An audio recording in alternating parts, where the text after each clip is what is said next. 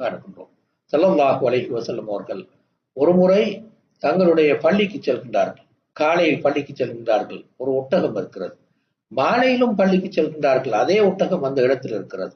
அப்போது ஸல்லல்லாஹு அலைஹி வஸல்லம் அவர்கள் இந்த ஒட்டகத்துடைய சொந்தக்காரர் யார் என்று கேட்டுவிட்டு சொன்னார்கள், இந்த ஒட்டகத்துக்கு நீங்கள் நிறைய வேலை கொடுக்கிறீர்கள், குறைய உணவு கொடுக்கிறீர்கள், எனவே இந்த ஒட்டகத்தை எனக்கு விட்டுவிட மாட்டீர்களா என்று கேட்கிறார்கள். மதீனாவுடைய விளைவுகள் வருகின்ற போது ஈச்சம்பழத்தில் அந்த விளைவுகள் ஈச்சம்பழ துண்டு ஒன்றை எடுத்து அங்கு இருக்கின்ற ஒரு சின்ன வயது கொண்ட ஒரு சிறுவனுக்கு கொடுத்துவிட்டு அதற்காக ஸல்லல்லாஹு அலைஹி வஸல்லம் அந்த விளைவுக்காக பிரார்த்திப்பார்கள். இப்படி ஸல்லல்லாஹு அலைஹி வஸல்லம் அவர்களுக்கும் இந்த பௌதீக உலகுக்கும் இடையே ஒரு நெருக்கமான தொடர்பு காணப்பட்டது. வெள்ளிக்கிழமை சொற்பொழிவின் போது ஸல்லல்லாஹு அலைஹி வஸல்லம் அவர்கள் ஒரு மரக்குத்தியின் மீது நின்று சொற்பொழிவு செய்வார்கள். பின்னர் அது ஒரு மிம்பராக, அதாவது மேடையாக மாறிய போது மரக்குட்டியை விட்டு